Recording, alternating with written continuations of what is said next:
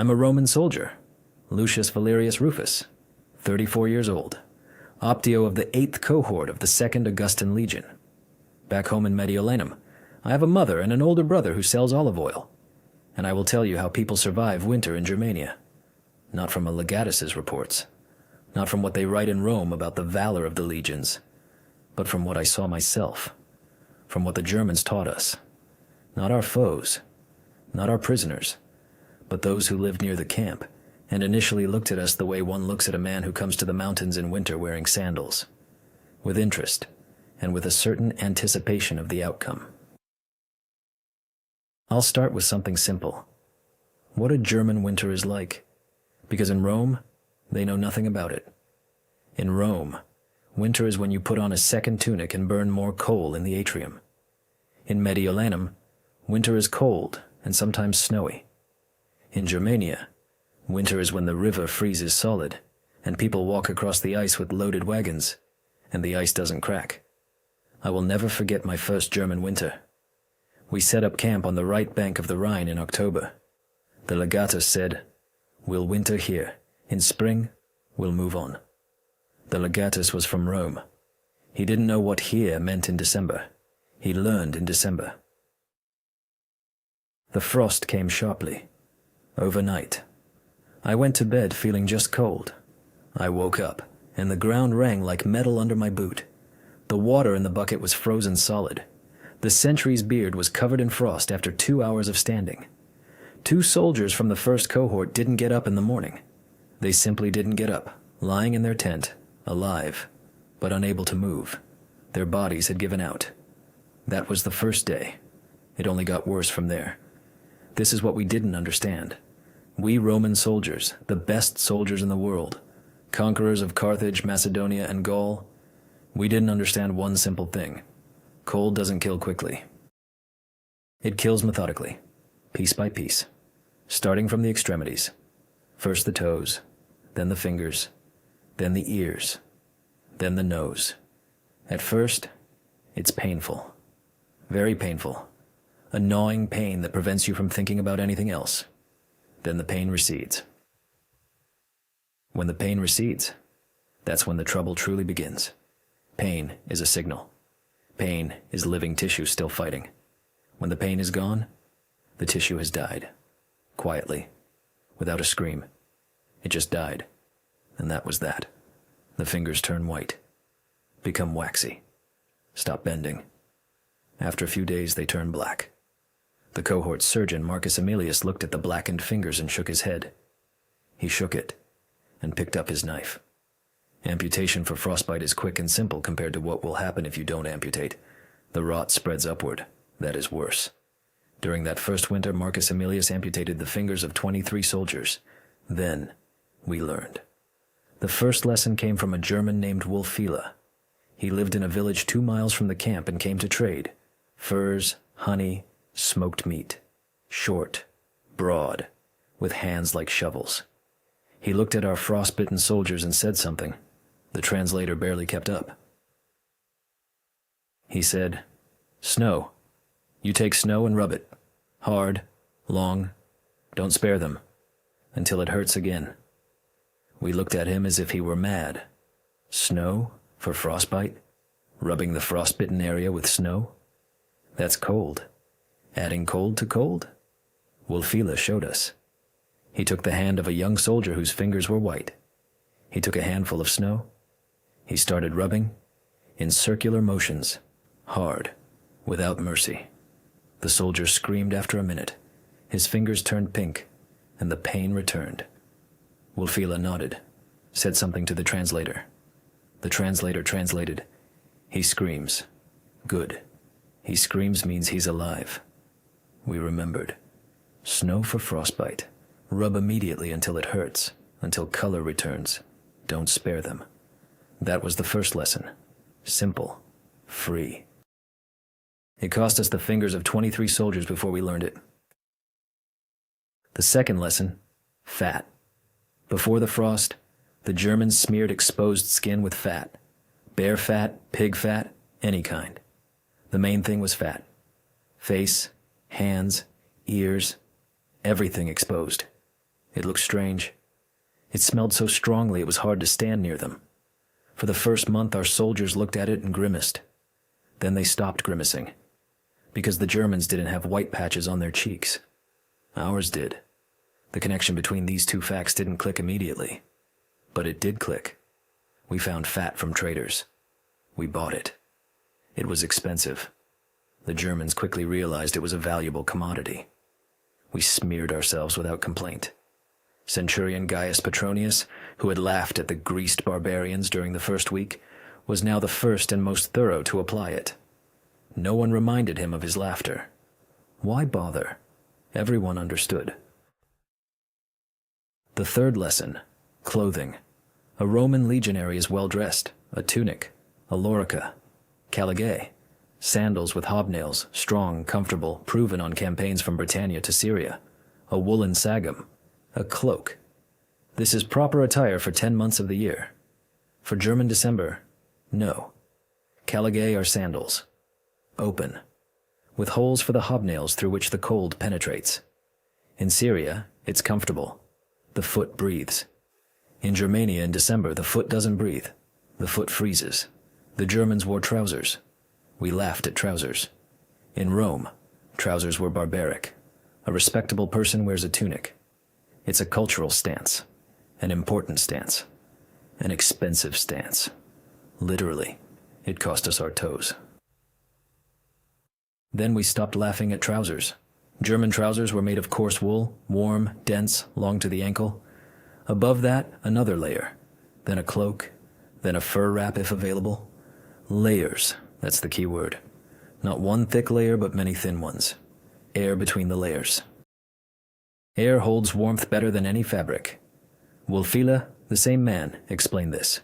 He removed his layers and showed them, one by one. A linen undergarment, wool, more wool, a fur vest, a cloak of felted wool. 5 layers, each thin. Together, warmth. We bought German trousers from the traders.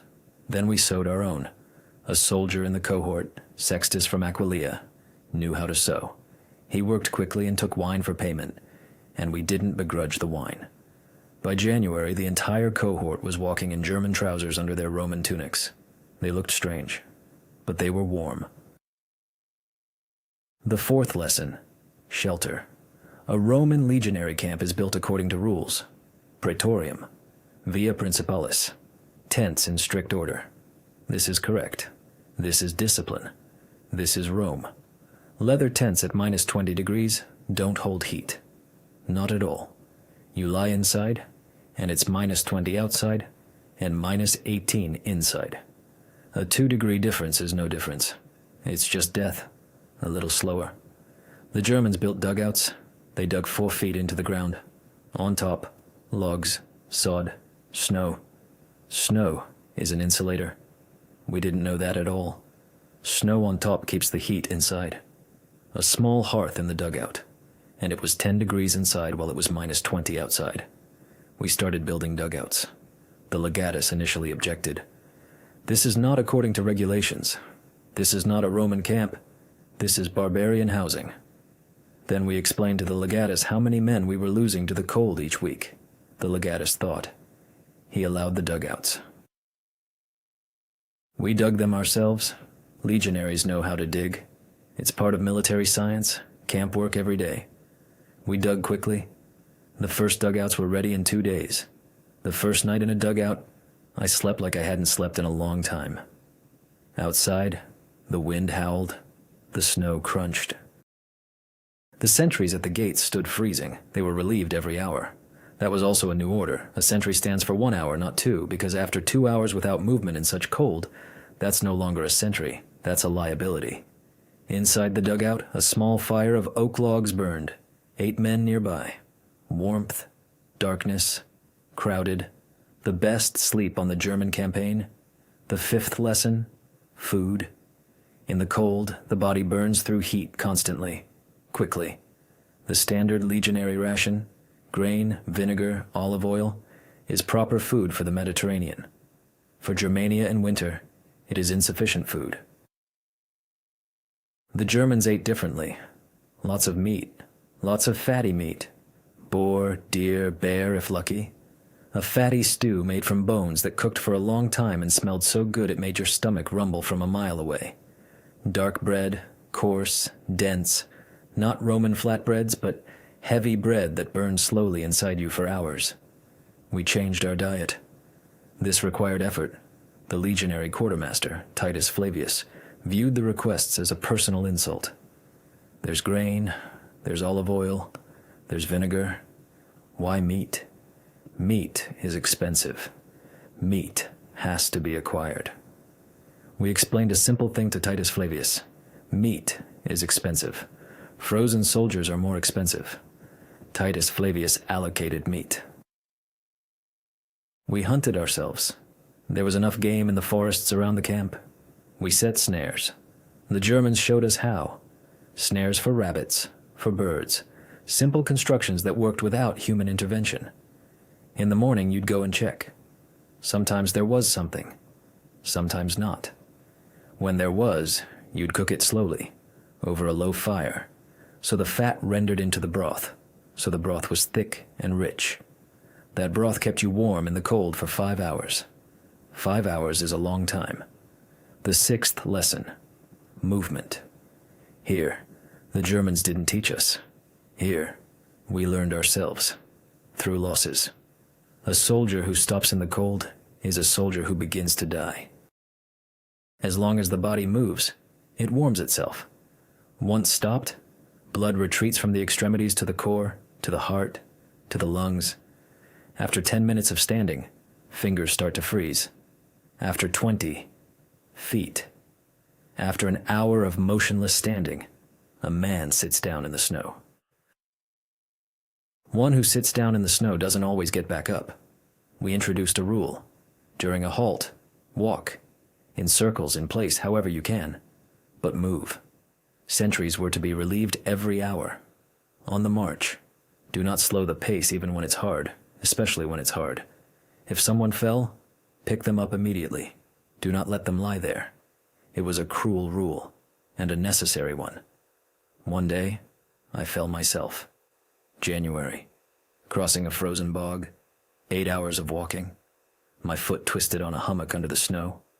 I fell, couldn't get up immediately, lay on my back, and looked at the gray German sky thinking, it's nothing. I'll get up now. I didn't get up.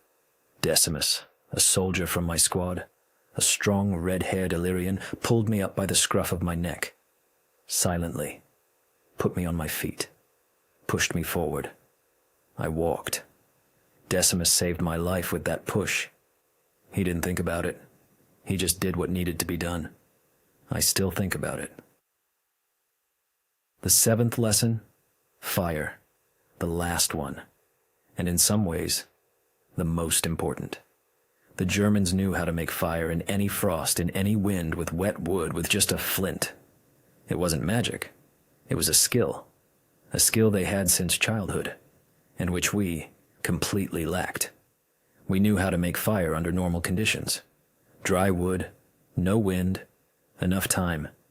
In Germania in January, there are no normal conditions. The wood is wet, snow. The wind is constant. There's no time. It has to be fast. Wolfila showed us. Birch bark. That's what always burns. Birch bark burns wet, burns in the wind, burns when nothing else will. You peel it from a birch tree. Birch is a white tree, there's a lot of it, in thin strips. Under the birch bark, you place dry moss. You look for moss under the snow at the roots of trees. There's always dry moss there. You light the moss. The birch bark catches. On the birch bark, you place thin twigs. First the thinnest, then thicker, then thicker. 3 minutes. Fire. In any frost, in any wind. From wet wood. We learned this for a long time. Our hands wouldn't obey in the cold. The flint slipped, the bark tore. But we learned. By February, every soldier in the cohort could make a fire in 5 minutes from what was available in the German forest. This skill cost several lives before we acquired it. Everything had a cost. By February, our cohort knew how to winter in Germania. Not well, not comfortably, but we knew how. Dugouts, layers of clothing, trousers, fat on the face, snow for frostbite, fatty food, movement, birch bark, and moss. This was not Roman military science. This was German peasant science, which every child here knows. We paid for it with men. Of the 8,000 soldiers who wintered in that camp, 6,500 made it to spring. 1,500. Frost, disease, frostbite, what Surgeon Marcus Aemilius recorded in his scroll as death from cold. Briefly, accurately, without embellishment. 1,500 men who cleaned their weapons in the morning and played dice by the fire in the evening. I made it to spring. In March, the thaw came. I stood at the camp gates and heard dripping from the dugout roof. Dripping, that means melting. Melting, that means spring. Spring means we survived. It was a good sound. The best sound I had heard in 6 months. And this is what I think now, sitting by the fire and writing this. In Rome, they say, the legions are invincible. Rome brings civilization to barbarians. The Germans are savages living in forests, without cities, without roads, without laws. That is true, and not the whole truth. Because these savages, without cities and roads, knew how to survive in their forest in winter. They knew about birch bark and moss. They knew about fat and layers of clothing. They knew that snow is warmth if it's on top of a dugout. They knew everything we didn't know, and it wasn't they who died from that ignorance, but us. Rome conquered Germania with iron and discipline and roads. Germania conquered us in that first winter. Wulfila, who traded furs at the camp gates, knew more about the frost than all our legates combined. No one rewarded him. He simply came to trade, took his coins, went back into the forest. We built triumphs for our legates. We built nothing for Wulfila, though without him, there would have been several dozen fewer of us. An interesting difference in who gets remembered.